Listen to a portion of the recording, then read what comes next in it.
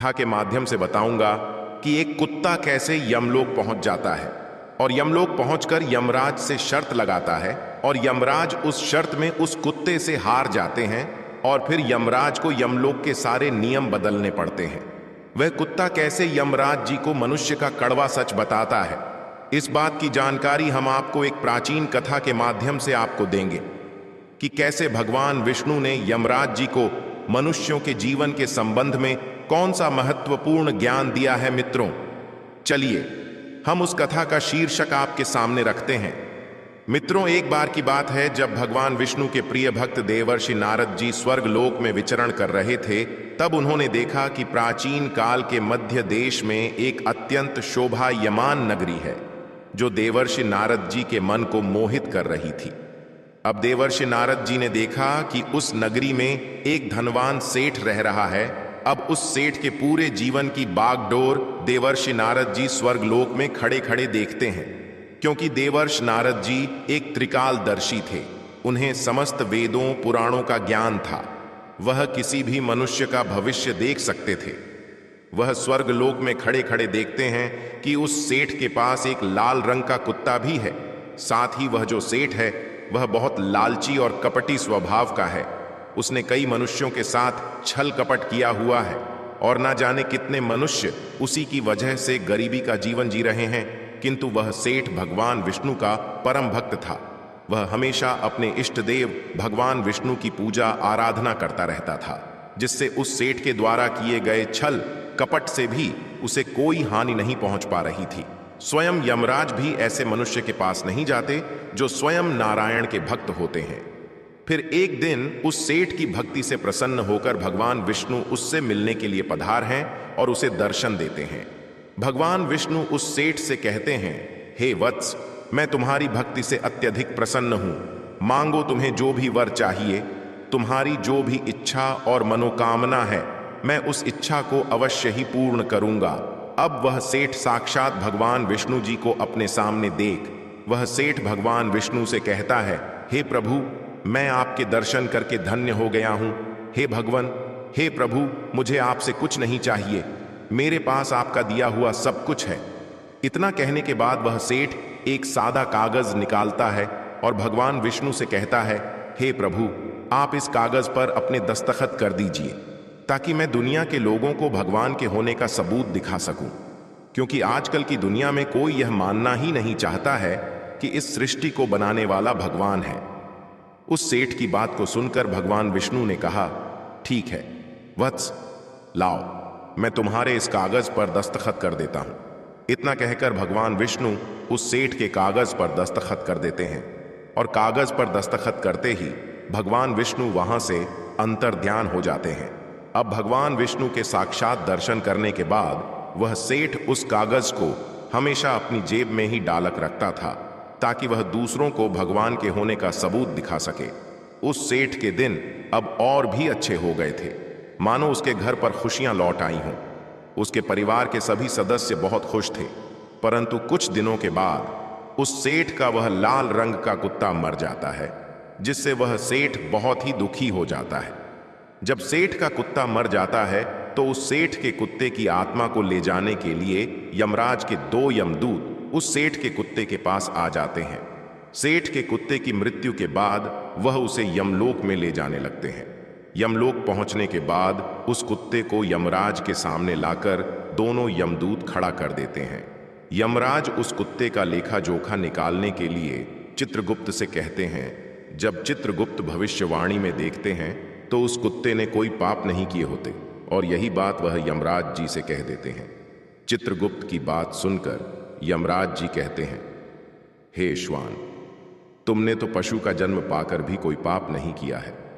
तुमने हमेशा अपने मालिक के साथ वफादारी की है, कभी किसी पशु पक्षी आदि प्राणियों को कष्ट नहीं दिया है। तुमने अपने सभी काम बड़े ईमानदारी के साथ किए हैं।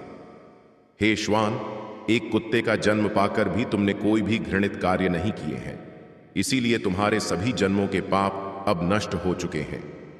हे श्वान, अब तुम बताओ, तुम किस लोक में जाना चाहते हो? तुम जहां चाहोगे वहां तुम्हें भेजा जाएगा। तुम जिस प्राणी का जन्म चाहते हो वह जन्म भी तुम्हें दिया जाएगा।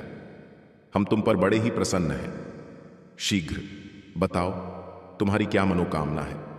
जब उस कुत्ते ने महाराज यमराज को अपने विषय में ऐसा कहते सुना तो वह कुत्ता मन ही मन बहुत प्रसन्न हुआ। वह सोचने लगा कि अब मैं जो चाहूं, जैसा चाहूं वैसा जन्म मिल सकता है। यमराज जी स्वयं कह रहे हैं तो अवश्य ही यह मुझे वैसा जन्म प्रदान करेंगे।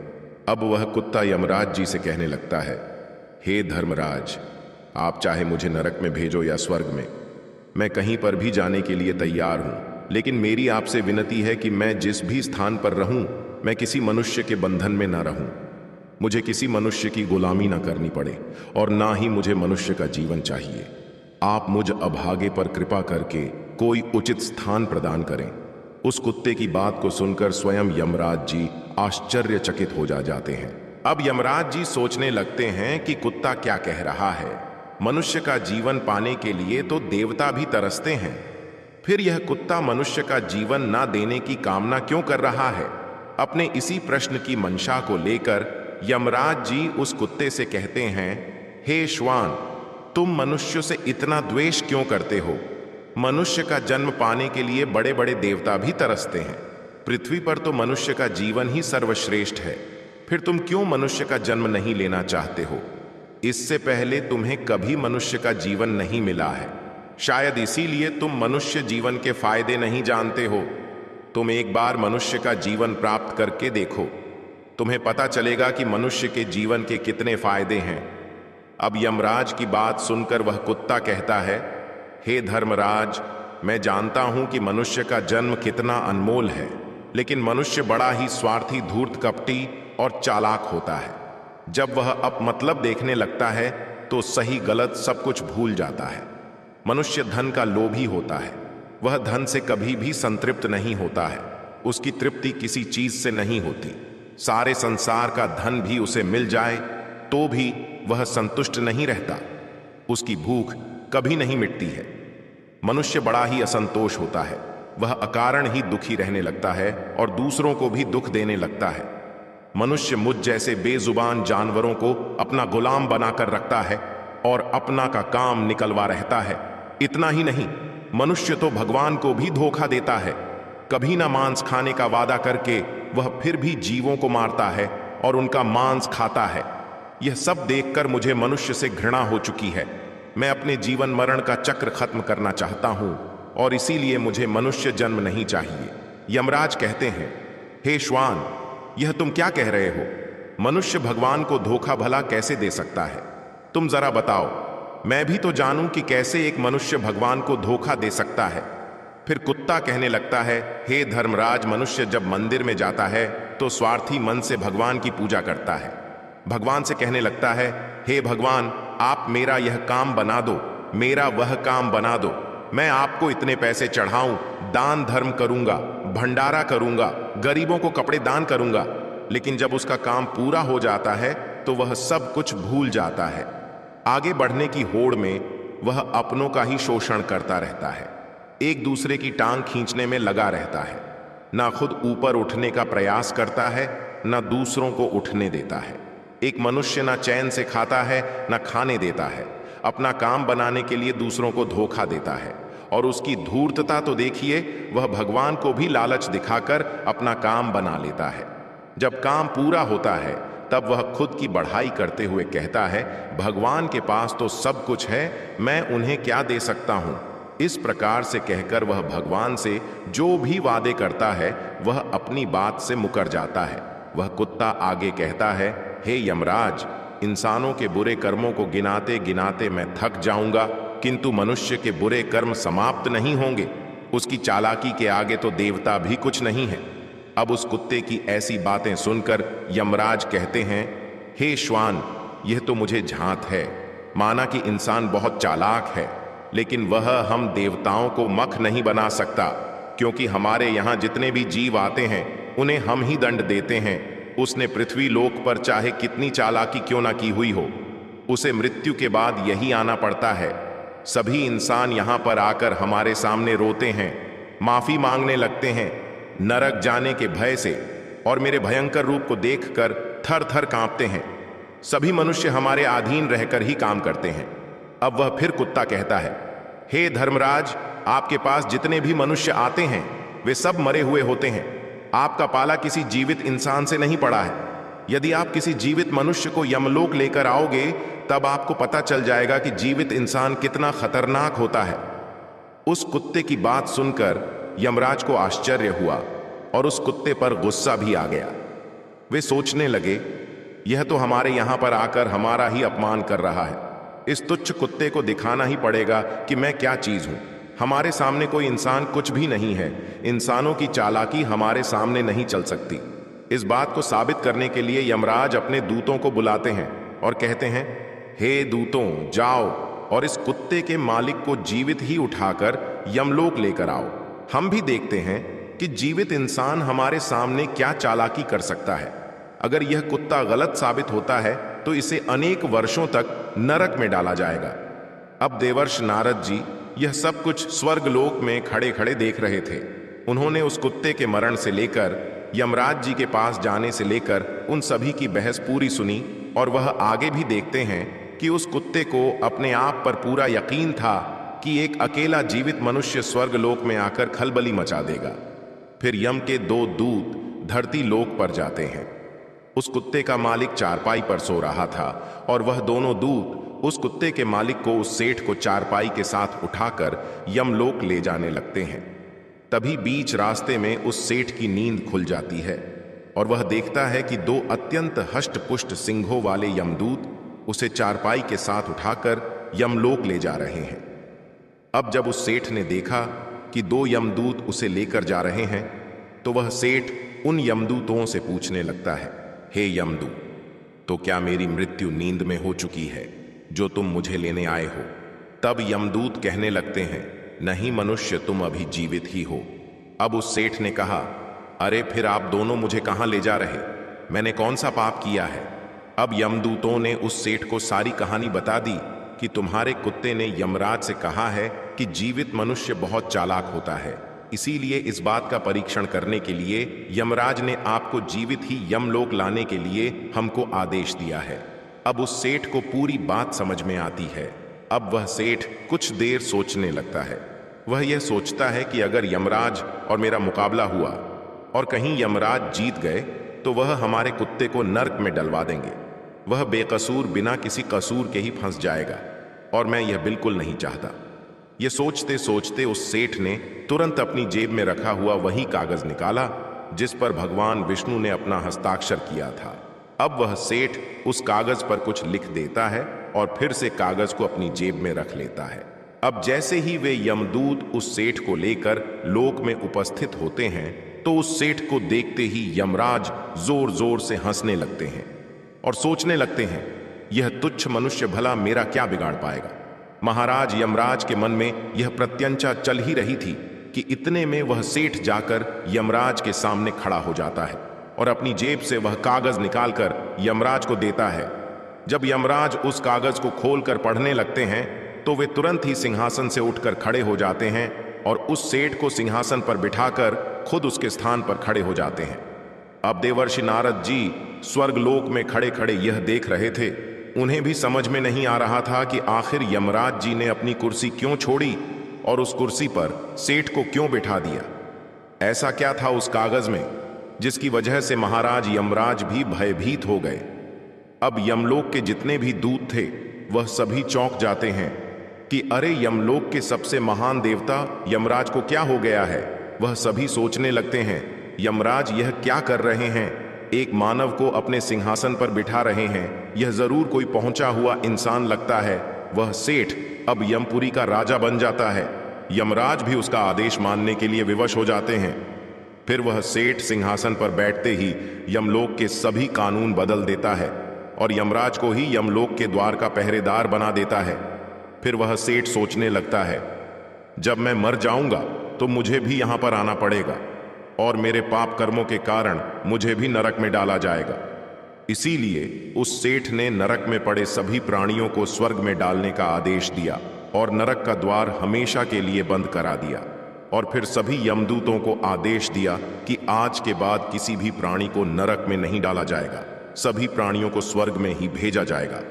सेठ के इस आदेश को सुनकर स्वर्गलोक में खलबली मच गई। सभी देवता हैरान हो गए, लेकिन वे कर भी क्या सकते थे?